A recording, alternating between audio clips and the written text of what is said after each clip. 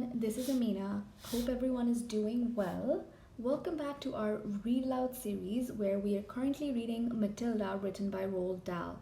Last week we read a chapter about Matilda putting on some super glue to her father's hat, which made it stick to his head really firmly. This week I'm really excited to see what happens, so let's read the next chapter.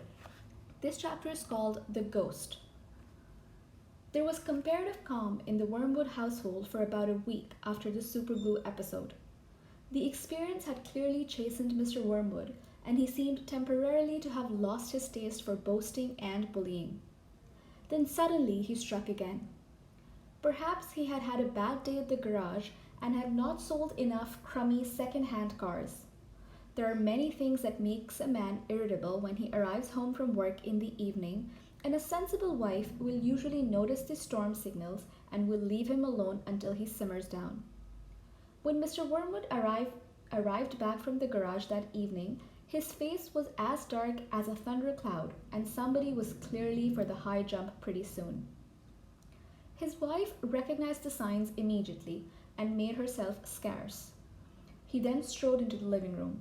Matilda happened to be curled up in an armchair in the corner, totally absorbed in a book. Mr. Wormwood switched on the television. The screen lit up.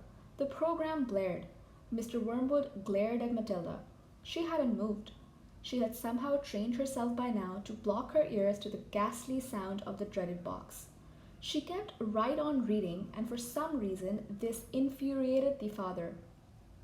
Perhaps his anger was intensified because he saw her getting pleasure for something that was beyond his reach. "Don't you ever stop reading?" he snapped at her. "Oh, hello, Daddy," she said pleasantly. "Did you have a good day?" "What is this trash?" he said, snatching the book from her hands. "It isn't trash, Daddy. It's lovely. It's called The Red Pony." "Why don't you try it? You'll love it." "Filth," Mr. Wormwood said. "If it's by an American, it's certainly to be filth. That's all they write about." "No, Daddy, it's beautiful, honestly. It's about—" "I don't want to know what it's about," Mr. Wormwood barked. "I'm fed up with you reading anyway. Go and find yourself something useful to do." With frightening suddenness, he now began ripping the pages out of the book in his hands and throwing them in the wastepaper basket. Matilda froze in horror. The father kept going. There seemed little doubt that the man felt some kind of jealousy. "How dare she?" he seemed to be saying with each rip of a page. "How dare she enjoy reading books when he couldn't? How dare she?" "That's a library book," Matilda cried. "It doesn't belong to me. I have to return it." "Then you have to buy another one, won't you?" the father said, still tearing the pages. "You'll have to save your pocket money until there's enough in the kitty to buy one for your precious Mrs. Phelps, won't you?" With that, he dropped the now empty covers of the book into the basket and marched out of the room, leaving the telly blaring. Most children in Matilda's place would have burst into floods of tears. She didn't do this. She sat there very still and white and thoughtful. She seemed to know that neither crying nor sulking ever got anyone anywhere. The only sensible thing to do when you're attacked is, as Napoleon said, to counterattack. Matilda's wonderfully subtle mind was already at work devising yet another suitable punishment for the poisonous parent.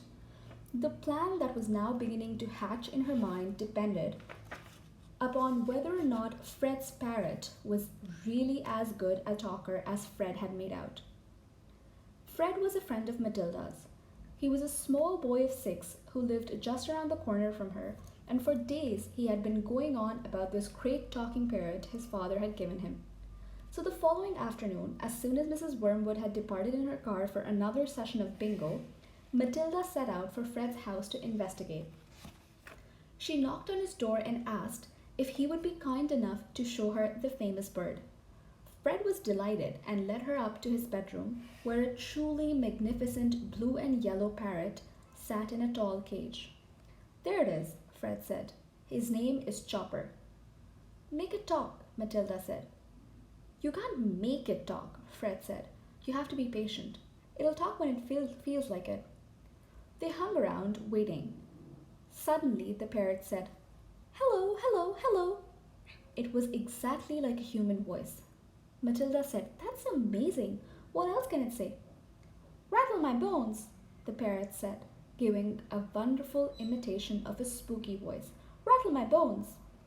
He's always saying that, Fred told her. What else can he say? Matilda asked. That's about it, Fred said. But it's pretty marvelous, don't you think? It's fabulous, Matilda replied. Will you lend him to me for just one night? No, certainly no, Fred said. I'll give you all my next week's pocket money, Matilda said. That was different. Fred thought about it for a few seconds. All right then, if you promise to return him tomorrow.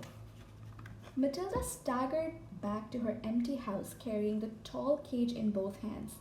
There was a large fireplace in the dining room, and she now set about wedging the cage up the chimney and out of sight. That wasn't so easy, but she managed it in the end. Hello, hello, hello, the bird called down to her. Hello, hello. Shut up, you nut, Matilda said, and she went out to wash the soot off her hands. That evening, while the mother, the father, the brother, and Matilda were having supper, as usual in the living room in front of the television, a voice came loud and clear from the dining hall across the hall. Hello, hello, hello, it said. Harry, cried the mother, turning white. There's someone in the house. I heard a voice. So did I, the brother said. Matilda jumped up and switched off the telly. Shh, she said. Listen.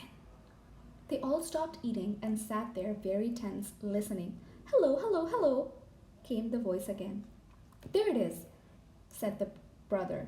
It's burglars, hissed the mother. They're in the dining room.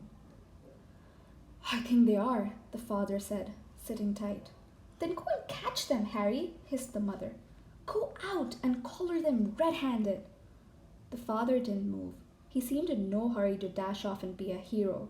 His face turned grey. Get on with it, hissed the mother. They're probably after the silver. The husband wiped his lips nervously with his napkin. Why don't we all go and look together, he said. Come on then, the brother said. Come on, Mum. They're definitely in the dining room, Matilda whispered. I'm sure they are.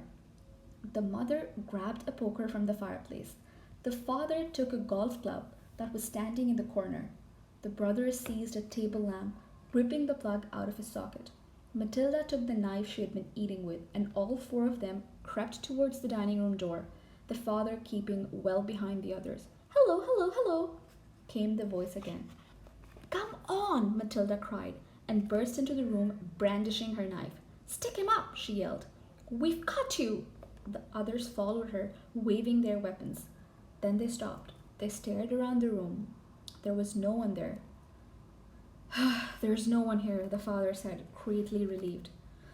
I heard him, Harry, the mother shrieked. I distinctly heard his voice. So did you. I'm certain I heard him, Matilda cried. He's in here somewhere. She began searching behind the sofa and behind the curtains. Then came the voice again, soft and spooky this time. Rattle my bones, rattle my bones. They all jumped, including Matilda, who was a pretty good actress. They stared round the room. There was still no one there. It's a ghost, Matilda said. Heaven help us, cried the mother, clutching her husband round the neck. I know it's a ghost, Matilda said. I've heard it here before. This room is haunted. I thought you knew that. Save us, the mother screamed, almost throttling her husband. I'm getting out of here, the father said, grayer than ever. They all fled, slamming the door behind them. The next afternoon, Matilda managed to get a rather sooty and grumpy parrot down from the chimney and out of the house without being seen. She carried it through the back door and ran with it all the way to Fred's house. Did it behave itself? Fred asked.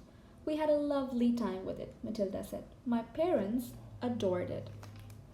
That brings us to the end of this really funny chapter. I hope you all enjoyed, and hopefully I'll see you guys again very soon with the next chapter. Bye bye.